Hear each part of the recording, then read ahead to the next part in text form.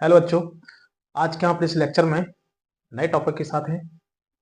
तो चलो पहले ये बताओ हम लोग, कभी आपने सोचा है कि जो रॉकेट होता है वो कैसे चलता है?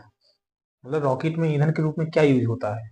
जैसे हम बाइक से या कार से जाते हैं तो पेट्रोल वाली भी कार होती है और डीजल वाली भी कार होती है ईंधन के रूप में जिसमें यूज होते हैं। तो जो बाइक है वो हमेशा पेट्रोल से चलती है।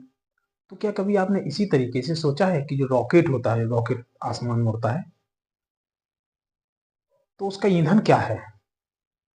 सोचा है कभी? या अभी तक आप इस मेटल्स और नॉन मेटल्स मेटल्स वाले चैप्टर में हैं, इसके पहले कुछ चैप्टर आपने और भी पढ़े हैं दो। तो कभी आपने ऐसा कहीं सुना हो कि जल को शुद्ध करने में भी कुछ यूज होता है, यानी जल भी शुद्ध हो सकता है, यानी और जल को शुद्ध करने में कुछ यूज होता है? कुछ ऐसा हमने पढ़ा है, कुछ मेटल्स है ना, कोई ऐसा मेटल्स है जो कोई कंपाउंड का फॉर्मेशन करता है, वो कंपाउंड क्या करता है, वाटर में डाल देते हैं गंदे पानी में, तो वो शुद्ध कर देता है, यानी जल के शुद्धिकरण में यूज करते हैं। तो देखो, रॉकेट में ईंधन के रूप में क्या यूज होता है, जल को शुद्ध कैसे किया जा सकता है ना, ऐसे कुछ तमाम प्रकार के जो क्वेश्चन हैं आज के इस लेक्चर में कंप्लीट होंगे। तो आपको क्या करना है, इस लेक्चर में शुरू से अंत तक बने रहना है।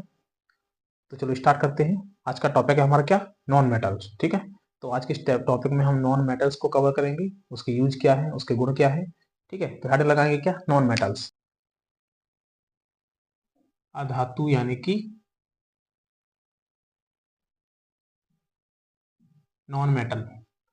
क्या होती है धातुएं? देखो, मेटल्स को याद करो। मेटल्स में क्या होता था, वे तत्व जिनके परमाणु इलेक्ट्रॉन को क्या करें, लूज करें, यानी त्यागें, जो धनायन बनाए, उनको हम धातु बोलते थे। तो यहाँ पे जस्ट उसका अपोजिट है ना, यानी कि वे तत्व जिनके परमाणु इलेक्ट्रॉन को ग्रहण करके ऋणायन बनाते हैं उनको क्या बोलते हैं, अधातु बोलते हैं। ठीक है, और अधातुओं में धातुओं के बिल्कुल भी गुण नहीं पाए जाते, यानी जो अधातुएं होती है ना, उनमें धातुओं के गुण नहीं पाए जाते हैं, कुछ एक दो को छोड़ के जो अपवाद के रूप में हम पढ़ चुके हैं। ठीक है ना, कुछ अपवाद भी होते हैं, यदि उनको हम साइड में कर दें तो अधातुएं बिल्कुल धातुओं के अपोजिट होती हैं। ठीक है, हमको यही रख के चलना है माइंड में। ठीक है, तो चलो, अधातुएं क्या होती हैं, वे तत्व वे तत्व जिनके परमाणु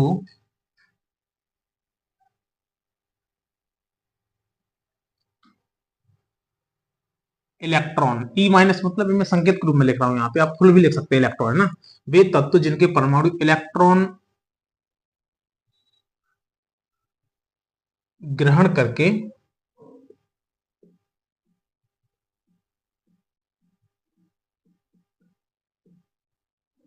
ऋणायन बनाते हैं,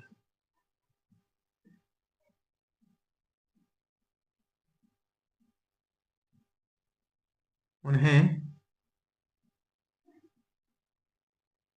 अधातु या नॉन मेटल्स कहते हैं।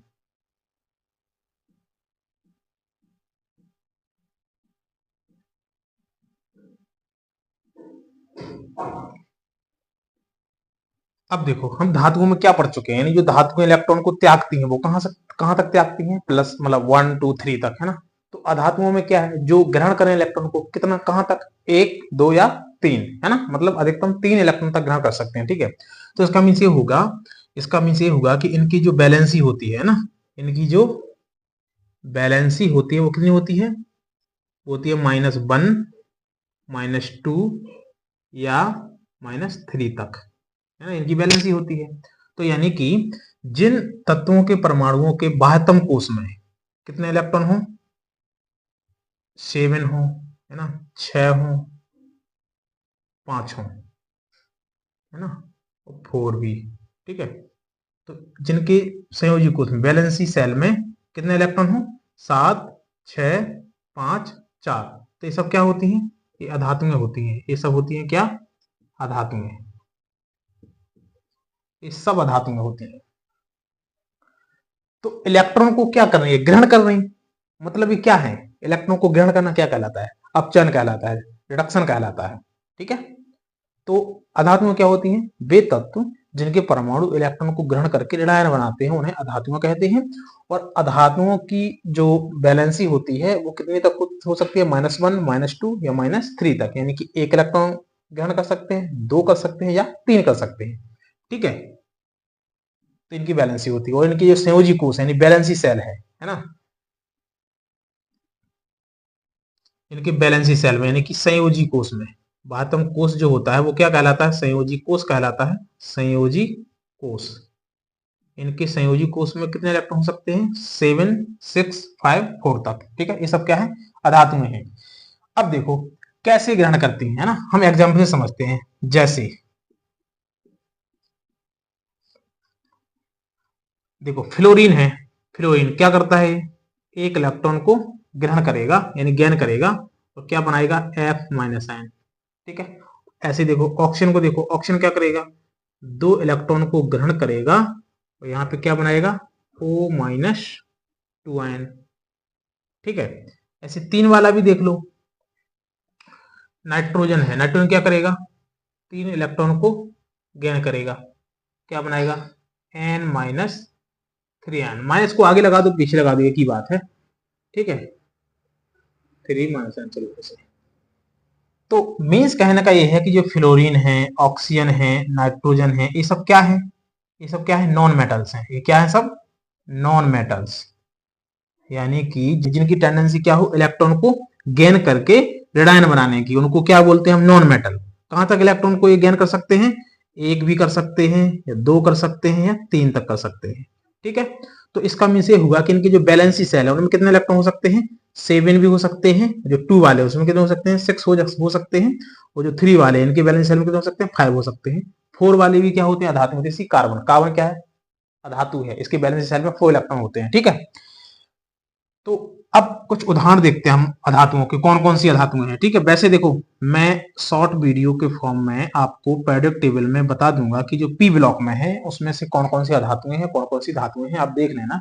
लेकिन यहाँ पे हम मोस्टली एग्जाम्पल के तौर पर लिख सकते हैं कौन कौन सी होती है, फ्लोरीन होती है, क्लोरीन होती है, हाइड्रोजन होती है, कार्बन होती है, सल्फर होती है ना, और सेलेनियम भी होती है। ये सब क्या है, ऐसी बहुत सारी होती है। ठीक है, यहाँ पे लोग ईटीसी एटसेट्रा। ठीक है, ये सब क्या है, अधातुएं हैं। ठीक है, अब चलो हम एक बार फिर से दूसरे तरीके से डिफाइन कर सकते हैं। देखो अधातुएं वे हैं जिनमें धातुओं के गुण नहीं पाए जाते हैं, यानी जो ऊष्मा और विद्युत के कुचालक हों। मोस्टली जो अधातुएं हैं वो गैसें होती हैं, लेकिन कुछ तैल के रूप में भी होती हैं, जैसे कि ब्रोमीन। ब्रोमीन क्या एक अधातु है, लेकिन वो तैल के रूप में होती है ना।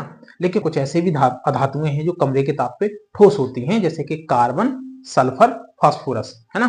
तो चलो हम ऐसे डिफाइन करेंगे इसको दूसरे तरीके से। देखो अब हम इसको दूसरे तरीके से डिफाइन करेंगे, कैसा, अधातुएं क्या है, तो देखो वे सब अधातुएं होती हैं, यानी वे अधातुएं हैं जो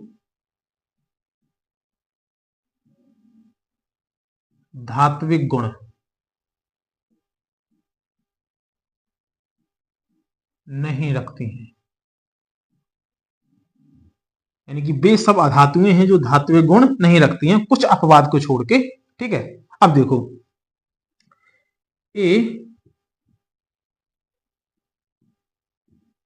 ऊष्मा और विद्युत की कुचालक, यानी कि इनमें लाइट नहीं आती है ना, ये गर्म नहीं होती है ना। ये ऊष्मा विद्युत की कुचालक होती हैं। ए अधिकतर गैसें हैं, गैसें हैं,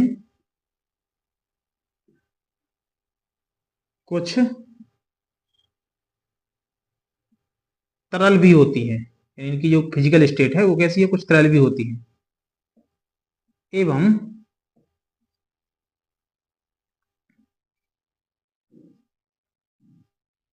कुछ कमरे के ताप पर, रूम टेम्परेचर पर, रूम टेम्परेचर पर, ठीक है, कुछ कमरे के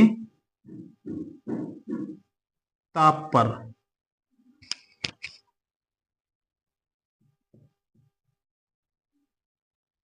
ठोस होती हैं।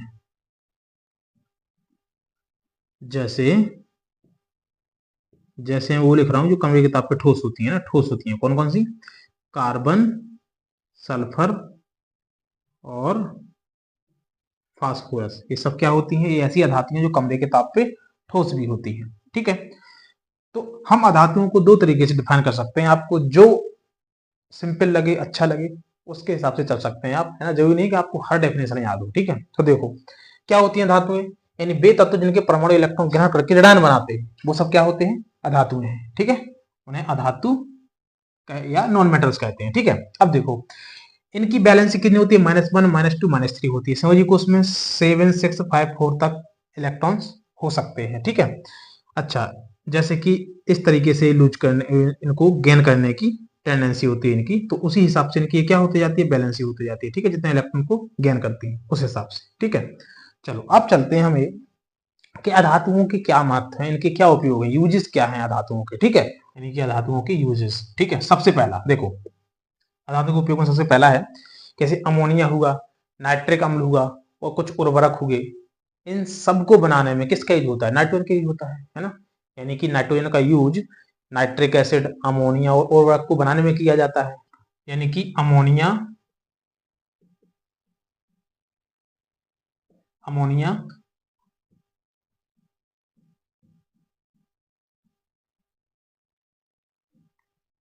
नाइट्रिक अम्ल एवं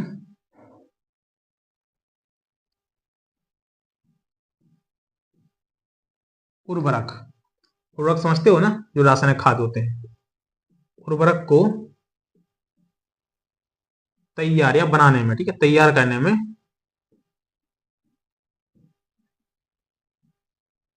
N2 यानी कि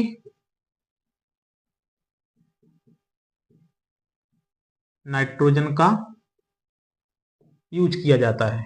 ठीक है, सेकंड है जल के शुद्धिकरण के लिए क्लोरीन का यूज किया जाता है। देखो हम पढ़ चुके हैं सेकंड चैप्टर में कि जो क्लोरीन होता है, क्लोरीन का यूज कहाँ करते हैं? व्यंजक चूर्ण को बनाने में। और व्यंजक चूर्ण क्या करता है? जल को शुद्ध करता है ना। यानी जो कुआं होता है, कुएं का पानी, जो पानी पीने वाला कुआं होता है, हम क्या करते हैं बरसात के मौसम में, जो अनेक जो छोटे छोटे कीटाणु हैं, है ना, जो बैक्टीरिया हैं, इससे जो जल है वो प्रदूषित हो जाता है, तो उसको शुद्ध करने के लिए क्या करते हैं? उसमें व्यंजक चूर्ण को डाल देते हैं। ठीक है, तो उससे जल क्या हो जाता है? शुद्ध हो जाता है। तो हम ऐसी कर सकते हैं कि जल को शुद्धिकरण में, ठीक है, तो यानी कि ऐसा लिख सकते हैं कि जल के शुद्धिकरण में क्लोरीन, है ना, क्लोरीन का यूज किया जाता है। थर्ड है कि कार्बन का यूज पेंसिल बनाने में किया जाता है। कब? जब वो ग्रेफाइट के रूप में हो। ठीक है, यानी कि कार्बन का यूज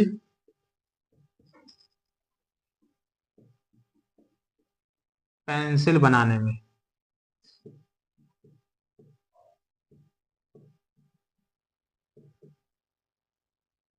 होता है जब वह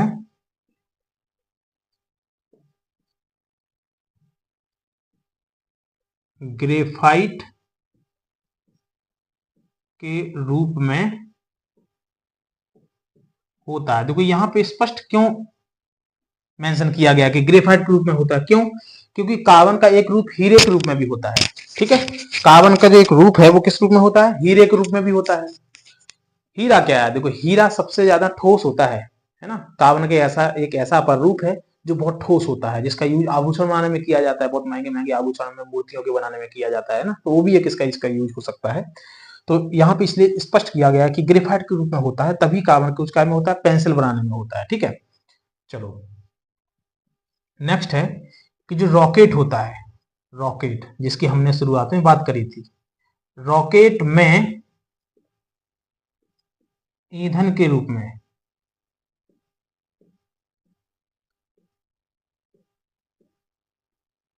हाइड्रोजन बहुत उपयोगी होता है। हाइड्रोजन बहुत उपयोगी होता है। यानी कि रॉकेट में ईंधन के रूप में किसका यूज होता है? हाइड्रोजन का। याद रखना है, रॉकेट में ईंधन के रूप में हाइड्रोजन का यूज किया जाता है। चलो नेक्स्ट है, देखो सल्फ्यूरिक अम्ल हम पढ़ चुके हैं, एक्वारिजिया में पढ़ चुके हैं सल्फ्यूरिक एसिड क्या है, ठीक है। H2SO4 जो होता है वो क्या सल्फ्यूरिक एसिड है। तो ध्यान से देखो, H2SO4 यानी कि सल्फ्यूरिक एसिड H2SO4, इसमें देखो मोस्टली क्या है, सल्फर, यानी सल्फर का क्या है, ऑक्सी एसिड है ये, ठीक है ना। तो यानी कि सल्फ्यूरिक अम्ल, यहां पे लिख दो सल्फ्यूरिक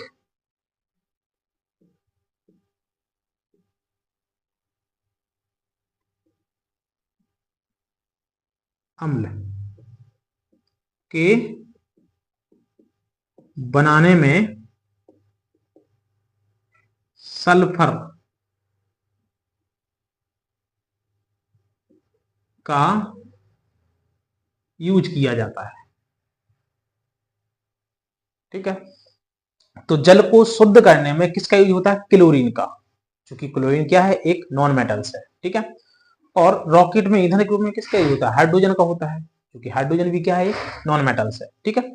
तो इस तरीके से हमने अभी इस लेक्चर में जाना कि जो ईंधन के रूप में जो रॉकेट में ईंधन के रूप में होता है वो हाइड्रोजन होता है, और जल को शुद्ध करने में क्लोरीन का यूज होता है। इसके अलावा भी हमने ऐसे यूज देखे हम नॉन मेटल्स के जो बहुत ही उपयोगी है, जैसे कि अमोनिया, नाइट्रिक एसिड, है ना, और उर्वरक के बनाने में नाइट्रोजन का यूज होता है। तो इस तरीके से सब क्या हो गए हैं, ये हो गए हैं अधातुओं के यूज, ठीक है।